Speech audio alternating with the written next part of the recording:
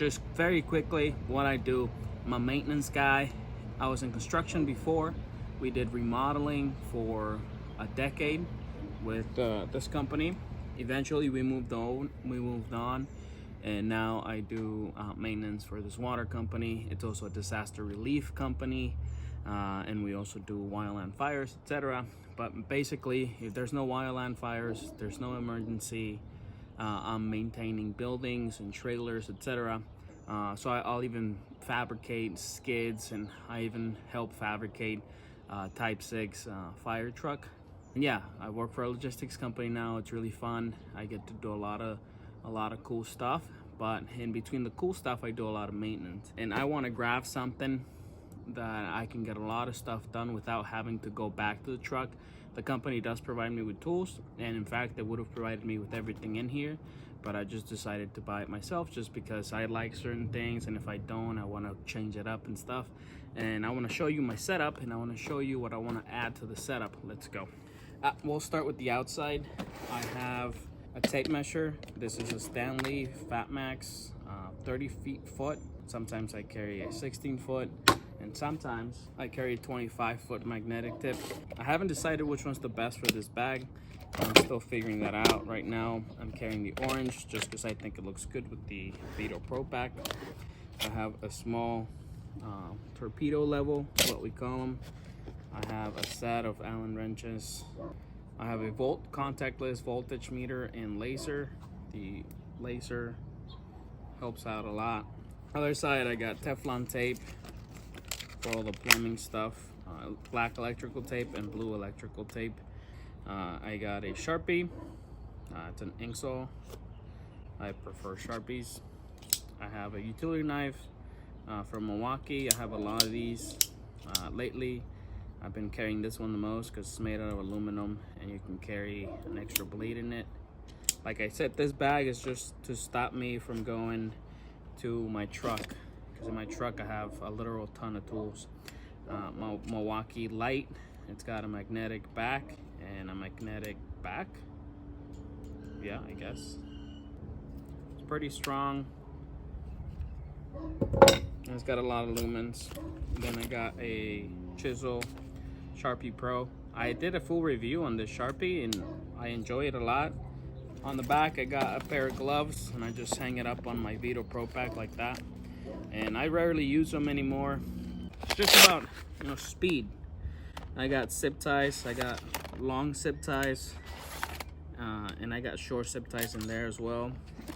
I got extensions that articulate like this, and then I have a normal extension. And then I have a 3/8 to 1/4, and that works out. And I have a square. I have a combo square or engineer square, whatever you want to call it. The reason I carry this over a speed square is because of the size, and you can still get your 45, you can get your 90, and you can actually get measurements and markings with this. So it actually works better for me. So that's the back of the bag. In the back of the bag, I also want to add a connect Klein. I think it's a 3/8 setup. I'll put a photo right here. I really want to add that to my bag. I have all those tools, but that thing looks so compact, and the pass-through capabilities is something that I could use often. Maybe not that often, but it looks super cool. And if it fits back here, I'd be really happy. As you guys can see, there's a lot of space back there. This is one of the smallest Veto Pro packs you can buy. It was a $150 bag. So walking inside, I just have butt connectors, automotive, so that's for trailer stuff. And then I have tan wire nuts, so that's, you can do two to three cables, and that's for anything house related. Yeah, so this is what the butt connector looks like. Tan wire nut looks like. I also carry a hose ring, because some of the complaints on maintenance is always like the hose reel thing is leaking, and it's almost always that. So I carry one of them, and then just random little butt connectors there. So next, I have an outlet tester, GFCI. We'll start from left to right, because this is America, these crescent channel locks, I guess they're called like water pliers or something, and I don't like it. I bought it because it was cheap and because it was black and orange. I ended up not liking it very much. I wish I would have saved my money and just bought some bigger knipex. The small knipex I bought, I started carrying it for the EDC along with my native chief, and it worked out. I loved it. Eventually I bought this bag and it went in the bag. After you use like the knipex, and I am gonna say knipex because this is America and I speak English. I didn't learn a whole new language and then not use it. Okay, all right. I'm joking, by the way. I don't feel that strongly about the name of these pliers, but once you use something like this, you're spoiled and you're gonna need more. I have a Phillips bit, a long one. Sometimes things are tight and you need a long screwdriver, and that's when I bust out, not this guy, I bust out something like this guy. I'll show you guys this screwdriver that I like. And now I have a long ass screwdriver that's really skinny, and I can get to almost whatever I need with this. There's been times where, you know, even that's not long enough, but that's rare. So I'm gonna keep these out and I'll show you guys those screwdrivers in a bit. I love them. So then I have another extension from the Walt. This one's magnetic. It kind of sucks. I would like to buy a 6-inch locking one, and I've been looking into them. Milwaukee makes a cool one, and I have another Milwaukee magnetic one that's longer. And like I said, sometimes it's hard to get to stuff. You guys know, you're out there with your impact and you're like, I wish I had something longer. Well, you know, with this magnetic one and this and your screw gun, this is freaking long. You better be able to get it done with this. I mean, you know, there's times where that's not the case. I have another pair of knipex.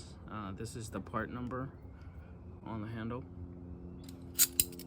These are nice. I love them.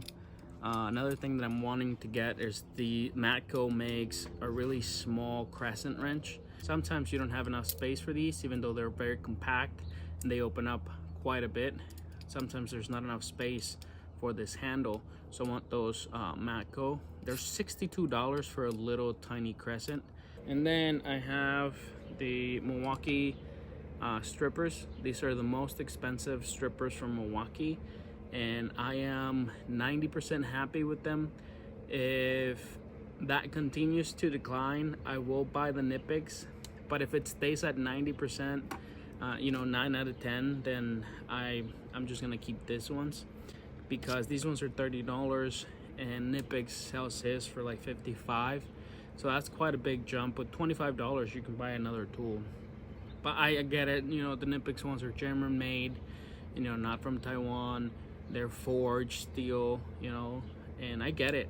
I'm not complaining about the price. I'm just saying that if you know, I'm a father and a husband, and I need to put my smart money working smart. You know, you gotta think that I'm not a full-time electrician. I just do like maintenance repairs and maintenance stuff, and a little bit of fabrication here and there. I'm also a trucker, Class A, no restrictions, tanker endorsement. So I do a lot of stuff. So if these things don't last that long and they start getting dull right away and I start getting pissed, I'm getting those knipex. That was a long explanation. So I got some Wiz tin snips. I've had other tin snips. I had heard good things about these ones in particular, and they're straight cut, so you can curve them one way or the other. I'm happy with them. I'm happy with what they look like. They're orange, pretty cool. I don't see myself replacing these because I don't use them enough to replace them, but it's something that I don't want to go back to the truck for some tin snips. Linesman pliers. This is actually my hammer. It is most of what I use it for, and my diagonal cutters, because this has too much space in between where it cuts and the actual metal. On this one, it's right there. So these are my diagonal cutters slash hammer slash reamer, and that's all I use it for. I'm not unhappy with this. I'm not happy with it. It's just these are linesmen. I'm not a full-time electrician. What matters to me is the strippers. If the strippers are good to go, then I'm good to go. After that, it would be these screwdrivers. So I got the 11-in-1 non-ratcheting from Klein. I'd like to check out the ratcheting one to see if I like it, but I have other plans in store for my ratcheting screwdriver, and I'll talk about them in a bit. So this is an 11-in-1 from Klein. You got number 1 and 2 square drive, number 1 and 2 Phillips. You get a 5/16 socket. It's all impact rated. You get a 3/8. You get a Torx bit. I think that's a T25, and you get a flatty, 1 and 2 flatty. This is 90% of the drivers I use, and this is usually going straight into my impact driver, impact gun. The only complaint I have is the bits come off of it kind of easily, so sometimes you leave the bit with the screw, and you have to remember that. You have to go back and get it, or sometimes this comes off. It looks really hard right now, but while you're working and you're using it, and like you keep leaving the bit on the screwdriver, it kind of sucks. That's why a dedicated Phillips driver that's this long is really helpful, because I don't want to keep leaving my bit behind. So this one's nice. It's magnetic. I can add a magnet to it too. That's why I carry this one. I like a flat and a Torx of this particular. I don't even know what brand it is or nothing. If you guys know where I can get something just like this, it'd be great. If I can get a set of them, that'd be great. I don't want to buy a set full of junk and then it has 2 of those. I want to buy like 5 of these that come in a set. That'd be cool. And then my other screwdriver is the 7-in-1. What I regret on this one is I regret buying the handle, not because it's a bad handle. It's a really good handle, but I could have bought a ratcheting handle, or a stubby handle, or one of those handles where like you can put this at different levels. I wish I just bought this by itself, because this goes straight into my impact anyway, and this is a boring handle. Nothing wrong with the handle. Again, it's a nice handle. It's ergonomic. It's a nice Klein handle. There's just nothing special about it, and I could have just bought this because this is the way I use it. These sockets are not magnetic. These are, so I prefer these ones. You know, if it's just a quickie and this one's already in my hand, I'm gonna use this one. But if I see, oh, I'm gonna need a 5/16 driver socket, I'm gonna grab this one, put it in my gun, and use it. And it's nice. It looks cool. It functions well. If you need a deep one, you're screwed. That's another reason why I wanted to connect, because if I need a deep socket, I can just use the pass-through and you're good to go. And then I'm set. So from this one, I got a 1/4 all the way to 9/16. But in the connect socket set, you get from a 1/4 all the way to 3/4, and that's basically 99% of what I do, maintenance wise. If I'm doing something else, then I'm usually at the shop, so I got all the sockets in the world there. I love this one. I wish I would have bought a funner handle, because now I'm stuck with this handle. Nothing wrong with the handle. It's a nice handle, and you can even use it with other stuff, and it locks. So right now I have a really nice Phillips screwdriver. I have a stubby, and I can use other bits. So now I have a square drive. If I need a stubby 5/16, I can do this. You know, if I need a whatever, I can use every bit from my 11-in-1 in my stubby and be this much shorter. So that's pretty cool. I like that function of my stubby. It's nothing special. I've had this stubby for 10 years. General Electric. When I first started out, I bought a $30 like set of tools. And again, I'm not trying to sell you any of these tools. I don't have any links for them. I'm sure you can find them at Home Depot. I'm sure you can find them on Amazon. I'm not trying to sell them to you. Honestly, I like tools. I like talking about tools. At work, I'm talking about tools. you know, I want to get this, I want to get that, this thing's really cool, you should own one. Part of my Carlos EDC status, or what I do, is like what I carry. I've been carrying this bag every day for a few months, and so I'm sharing what's in it with you guys. I carry a 0 flat and a 0 Phillips. These are just cheap ones. I bought a set from Ross with 100 screwdrivers, and I find this very useful. I've been using this flat one as a punch. It's probably not very smart because these are really cheap screwdrivers. I think they save me, you know, maybe 3 to 4 times a month from going back to the truck, and they're so small that's worth it for me because they're not weighing anything, they're not taking up a whole lot of space, and they're cheap. I don't need to have the greatest stuff for everything. But the stuff I use the most, I want to have really good stuff. And then I carry a blue and a red. We're a water company, so if something's potable, I label it with blue. If something's not potable or waste, I label it with red. That's something that's very important. I bought a set of these insulated screwdrivers a long time ago. This is the only survivor. It's nice to have an insulated screwdriver. There's some, I'm not doing anything sketchy, I swear. But if I was, I would be doing it with an insulated screwdriver in one hand. I've been looking into them from PB Swiss, from Weha. I would like to buy a set and carry those. So this is carrying me on until then. Okay, this might not seem super important, but it is. I just carry random drill bits. If I use them, I carry them. Impact thingy, so I can put it on my gun and drive whatever. 1/4-inch one. A magnet.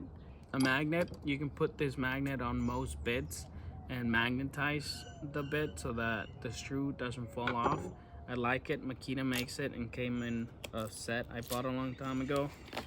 This is a counter set. That shouldn't be in there. And lastly, I have another Phillips bit for my impact. Sometimes you need a short one, and I have it in there. But that is my TP-LC loadout, plus a few items that I want. Like I said, I want that connect thing. I'd like to fit it in here somehow. I would like a couple more screwdrivers. I would like to change this crescent for a knipex. So yeah, that's my setup as a maintenance guy who works for a logistics company that also does emergency response services. And I'm taking everything out because I'm gonna shake out all the wire nuts that are in there. But hey, thank you guys for watching. If you have recommendations for tools, I would love to read them. Like I said, I like talking about tools. I like listening to tools. And yeah, I've been talking about the tools I carry in my pocket for 4 years. And it's time I talk about the tools I carry in my bag now. Thank you.